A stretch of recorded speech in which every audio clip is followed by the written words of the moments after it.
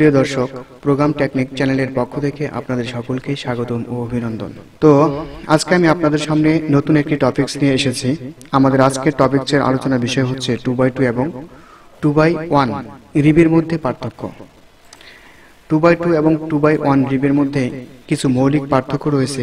এই পার্থক্যগুলো নিয়ে আমরা আজকে আলোচনা করব।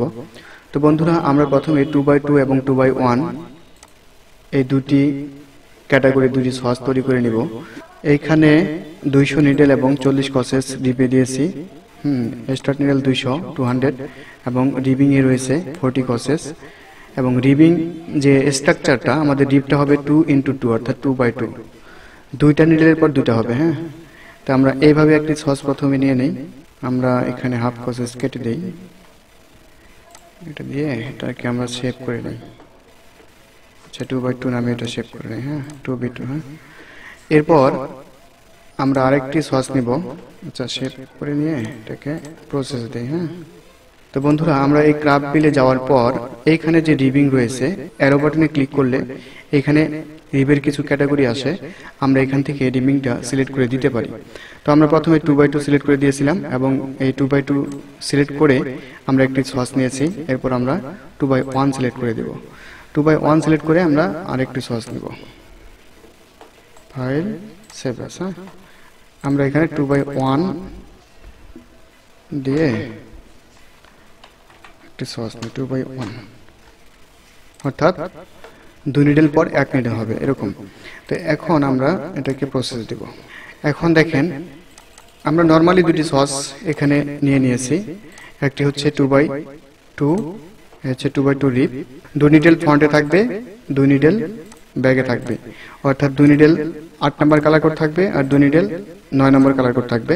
অর্থাৎ এই স্ট্রাকচারটা এরকম হবে 2x2, 2 নিডেল ফ্রন্টে, 2 নিডেল ব্যাগে। আমাদের এখানে টোটাল নিডেল রয়েছে 200। আমরা যদি এখানে এভাবে দেখি 200 নিডেল রয়েছে। এটা হচ্ছে 2x2। আবার 2x1 এর ক্ষেত্রে আমরা দেখতে পাচ্ছি যে এখানে একটি করে নিডেল রয়েছে ফুল নিডেল। তো বন্ধুরা, আমাদের 2x1 এর স্ট্রাকচারটা হবে এরকম। তো বন্ধুরা, এই 2x1 এবং 2x2 এর মধ্যে যে আমাদের একটা পার্থক্য দেখতে পাচ্ছি প্রোগ্রাম করতে গেলে, এক্ষেত্রে হচ্ছে আমাদের 2x2 যে রিবটা রয়েছে, আমাদের এই 2x2 রিবের ভিতরে কিন্তু ফুল নিডেল নেই। এখানে ফুল নিডেল নেই। আর আমাদের 2x1 এর রিবের ভিতরে একটা ফুল নিডেল ইউজ করতে হয়। এটা কেন ইউজ করি, মূলত আজকের আলোচনার বিষয় হচ্ছে এটি। তো বন্ধুরা, মূলত আমরা এই 2x1 কখন করে থাকি? এই রিবটা আমরা তখনই করি যখন আমাদের অল্প নিডেলের ভিতরে বেশি ড্রপের প্রয়োজন হয়। তখন আমরা এই 2x1 এই স্ট্রাকচারটা ইউজ করে থাকি, এই রিবটা ইউজ করে থাকি। যেমন আমাদের এখানে 200 নিডেল রয়েছে। আমি দেখাচ্ছি, 200 নিডেল রয়েছে। আমরা এই 200 নিডেলকে যদি 2x1 করি, 2x1 অর্থাৎ এই স্ট্রাকচারে সাজাই, তাহলে আমাদের ড্রপ সংখ্যা কত হবে? আমরা কত ড্রপ পাবো আমরা এখানে হিসাব করতে পারি। আমরা 2x1 এর ক্ষেত্রে আমাদের প্রতি 3 নিডেলে 1 ড্রপ হবে। এই 1 নিডেল, 2 নিডেল, 3 নিডেল, এই প্রতি 3 নিডেলে হচ্ছে আমাদের 1 ড্রপ। এটা হচ্ছে 2x1 এর ক্ষেত্রে।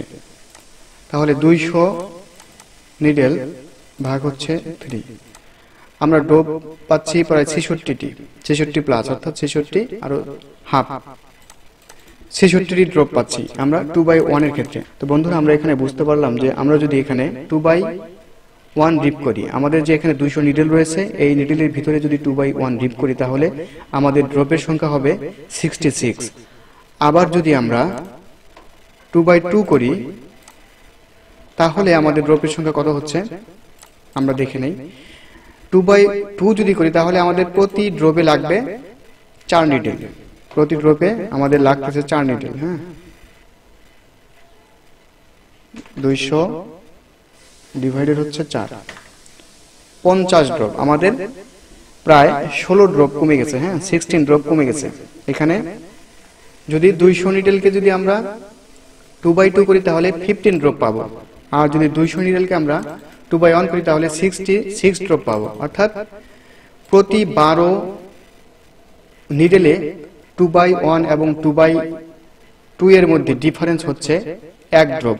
প্রতি 12 নিডেলে 2x1 এবং 2x2 এর মধ্যে ডিফারেন্স হচ্ছে 1 ড্রপ। অর্থাৎ 12 নিডেল যদি আমরা 2/2 করি তাহলে সেখানে ড্রপ হবে কয়টা 3টা, আর 12 নিডেল যদি আমরা 2/1 করি, যেমন আমরা এইখানে 1টা 2টা 3টা, আমরা এই 12 নিডেলকে যদি 2/2 করি তাহলে আমাদের এই 12 নিডেলকে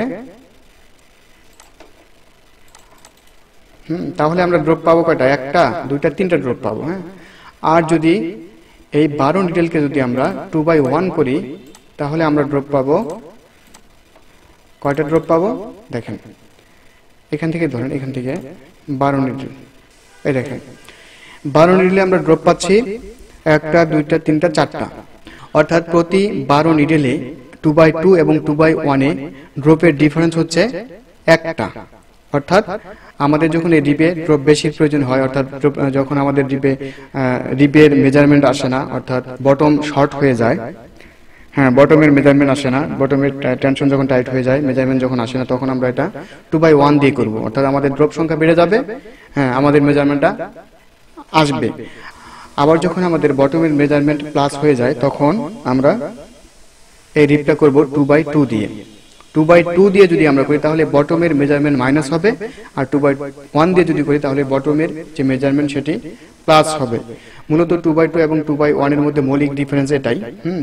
মূলত এখানে আমাদের সুবিধা হচ্ছে একটাই, সেটা হচ্ছে আমাদের ড্রপ বেশি লাগলে আমরা 2/1 দিব, আর কম লাগলে 2/2 দিব। বটমের মেজারমেন্ট যদি বেড়ে যায় তাহলে কমানোর জন্য আমরা 2/2 করব, আর যদি বটমের মেজারমেন্ট কমে যায় তাহলে আমাদের বাড়ানোর জন্য, মেজারমেন্ট বাড়ানোর জন্য টেনশন লুজ না দিয়ে সেটাকে আমরা 2/1 করতে পারি। তো বন্ধুরা, এই ছিল আমাদের আজকের ভিডিও 2/2 এবং 2/1 এর মধ্যে পার্থক্য। সকলে ভালো থাকবেন, সুস্থ থাকবেন। আজকের মতো এখানে বিদায় নিচ্ছি। আল্লাহ হাফেজ।